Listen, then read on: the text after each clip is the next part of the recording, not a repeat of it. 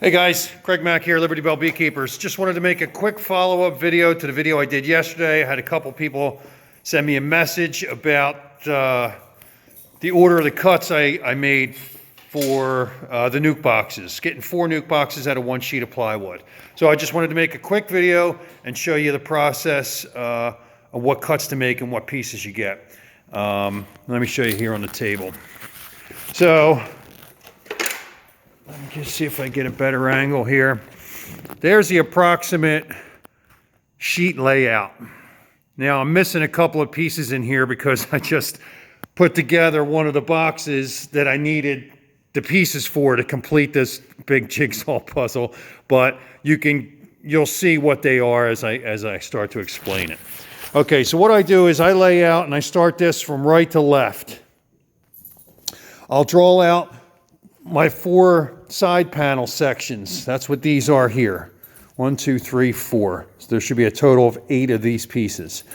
In here, you end up with a cutoff piece that you can use for either a back panel or the front panel. Now, once again, I put the last one, that other one together, so I'm missing 2 side panels here, but that space is representative of those 2 panels. So I'll make those 4 cuts. 1, 2, 3, and 4 with my circular saw with the rip guide on it. The full sheet is difficult to manage on my saw without pushing all the tables up to it, and I just didn't feel like getting into all that. So I just used the circular saw with the rip guide because it's the easiest way to get multiple pieces of the same size. And I was able to cut through 2 sheets and into a 3rd sheet as I made all my cuts. With the circular saw up here on the table, I clamped all the sheets down. So I was able to do 3 sheets basically at once today in the shop. As you can see, I put all these together today. Made all the cuts and put them together. It's a pretty quick process. Okay, so once again, side panels, make those cuts, 1, 2, 3, 4. The next row I lay out is either a front or back panel. It's a 7.5-inch wide rip. And then it's cut to height for whichever panel that I want to use, either the front or back. Now you end up with a little piece of extra in this row when you make those when you make those front or back panels. The next 2 rows, as you see there's one missing here, are the bottoms. I'll set the saw again. Now here is where I started with my table saw because I was at about half a sheet and I'm able to manage that. But you can do this with a circular saw too, just as easily off on a table like this or on a set of sawhorses, whatever you got to do, you can do it.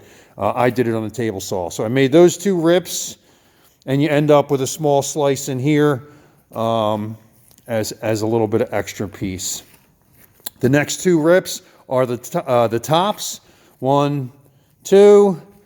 That gets you the 4 tops that you need. Now, like I said in the previous video, I make my lids oversized. It's not a migratory lid that's flat and flush with the sides of the box. They overhang all the way around. You can shorten this up and make it as wide as your bottoms, and you can basically gain an extra rip on the end that you can use for whatever utility parts that you need, and you'll have a little bit of extra left over from that. The last row is 2-inch pieces, 2-inch rips for the cleats. And then, like I said, you end up with like a 2-inch or 1.5 inch wide rip once you get through all of this. I guess I'll give you the overview again. You can see us all laid out on the sheet in my previous video before I made all the cuts. And screenshot that or do whatever you can. I don't have a great overhead picture of how I do this. I altered it from another plan. And I never wrote it down because I just figured it out and I do it and I don't need it anymore. I don't need that guide anymore. I know all the measurements and make all these cuts because I've made so many of them at this point. But there it is. That's the whole process. And like I said, I started today probably, I don't know, about 11 o'clock. It's almost 8 now. And I did some running around, took the dogs to the park. Had lunch, all that kind of stuff. No rush today, but I made all the cuts and put all these boxes together today. It'll be 24.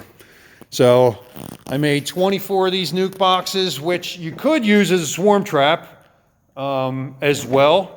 It's a bit small for my taste for a swarm trap, but people put nuke box size traps out all the time and catch bees. So they could be used for that, and you just move them right to your bee yard. But as I was saying, I made 24 of these boxes today, made all the cuts and doing all the assembly, and probably something of the nature of about 6 hours. You break that down, it's about 15 minutes per box. It doesn't take long to make these things, guys. Real easy, real simple. And very, very inexpensive, and a lot of fun. I mean, I love building stuff, and especially this kind of stuff that's for my own passions and my own hobbies. Of course, it's always better, you know, feels better to do it that way and in that moment. But for all you guys that are just looking to start up with bees, you're usually recommended to start up with multiple colonies anyway. These nuke-sized boxes are great for beginner beekeepers. They're real easy, real simple. The biggest thing you got to worry about is having successful bees and having to give them more space. But you can do the same thing and repeat this very process and make yourself, with a few adjustments to the plan, you can make yourself supers the same way and stack them right on top and become a 10-frame body and then a 15-frame body if you need to. But depending on how you're keeping your bees, these things are great, cheap, inexpensive, and easy to make. And hopefully this helps you guys out. Thanks. See ya.